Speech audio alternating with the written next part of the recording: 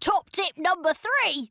Never assume that things will go to plan, especially when you're dealing with a tricky teacher like Soggy Sid, who'll do anything to get his own way. I call this story Horrid Henry Takes a Shortcut. It was time for cross-country, and I'd just come up with a fantastic, foolproof plan to get out of it, so I was feeling quite pleased with myself. Rude Ralph wasn't so sure, though.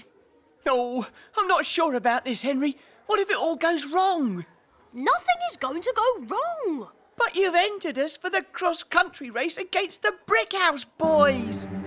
Indeed I have, Ralph. But we're only the reserves. Aerobic Al and Beefy Bert are the main runners, and that means we won't have to run unless something terrible happens to them. I opened the door of the changing room, little realising that Beefy Bert was right on the other side.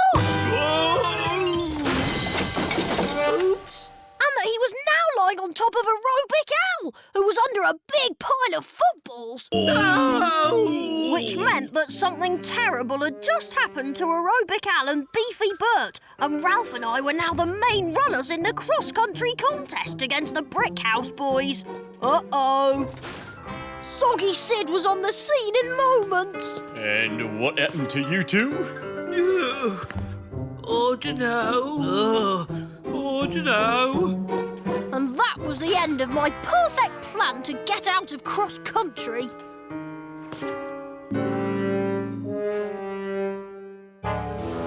Soggy Sid was relentless.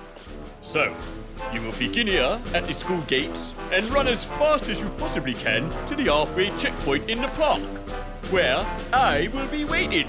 And then it's a sprint to the finish line.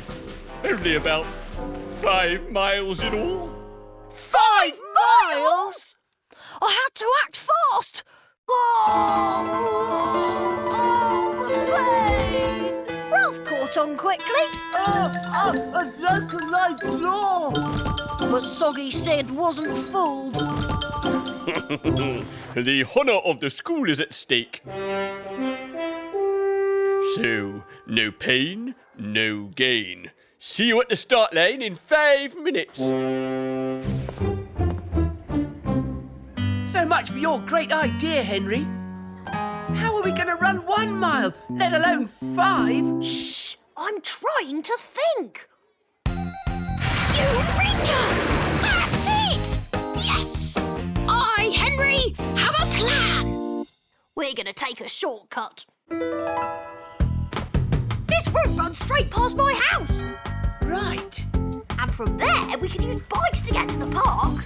Right. And the school bus runs from the park straight back to the school. Cool. But we haven't got any money for the bus fare. Another reason to drop in at my house. Yeah! It was race time, and those Brickhouse Boys certainly did look big. And so do Esperanto, and may the best school win.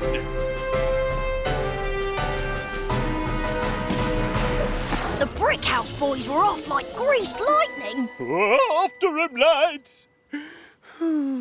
It'll be a miracle if they make it by next week. We made it to my house in record time.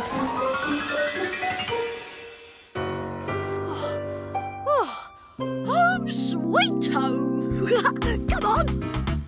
We ran into the garden and grabbed our bikes. Come on, Ralph. Next time I get the big bike. We were nearly at the park when... Oh, no! It's the Brickhouse Boys! They're gaining on us! We upped our cycling pace, dumped the bikes outside the park and legged it over to where Soggy Sid was waiting for us. Soggy Sid couldn't believe his eyes! Incredible! I don't believe it. Come on, boys, keep it up. Phew! Thanks, sir. Oh, thirsty work. I never knew they had it in them. We ran like the wind, but those Brickhouse Boys were still catching us up. We had to do something. Oh, we need to get to that bus stop now if we're going to have any chance of winning. We'll never make it on foot. Just then, Mischievous Mike turned up on his skateboard. I've got an idea. He wasn't keen, but in the end, borrowing his skateboard only cost me £1. And when Patch the park keeper's dog turned up too, we were all set. Ready, Ralph? Oh, that dog nearly weed on my leg. Don't you know it's lucky to have a dog wee on your leg? Especially when it's going to pull our skateboard all the way to the bus stop. We could see the Brick House boys in the distance, but we could also see the bus. Look, Henry. Phew, just in time. Stop!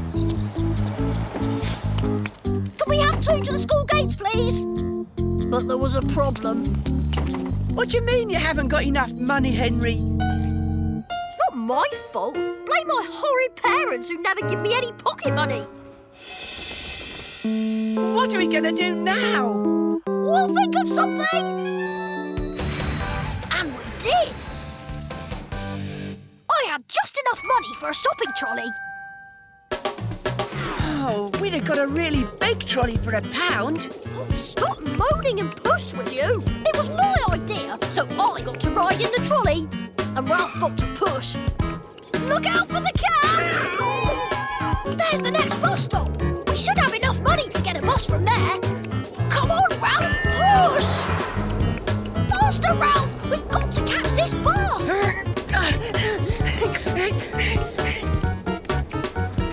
Phew, made it! Oh, school, please! How lucky were we? Actually, not that lucky, because when we went to sit down, who should we see but the Brick House boys? Uh-oh. There was only one thing for it. We stepped up to the mark. What are you doing on the bus? Same as you, I'm guessing. Good at guessing, are you? He was about to show me how good when... Oh, that's our stop. See you later. But before we could get off the bus, they'd elbowed us out of the way. Out of my way! Shift! See you at the finishing line, loser! So we waved at them as we drove off on the bus. And then they realised what we'd done. No! It's the wrong stop! Ow, what a cheat! Sorted. Except I was alone on the bus. Ralph was standing outside the bus looking confused. The bus started to go. Wait! There was nothing I could do. Oh, the bus seemed to take ages to get to school. And when I got there, Ralph was nowhere to be seen. Come on, Ralph, I need you here now. There's another bus. Phew, just in time. Hey, it didn't stop. Oh, where are you, Ralph? The Brick House boys appeared again in the distance. Oh, it's not fair! They were nearly at the school gates when I heard something. Something wonderful. Yes! Ralph was in the trolley, being pulled along by Patch, the park keeper's dog. Need a lift, Henry? We made it to the finish line with just a few seconds to spare. Soggy Sid was really pleased. We won! We won! And so was Patch, the barkeeper's dog. So pleased that he weed all over Soggy Sid's left foot. Lucky, lucky, lucky!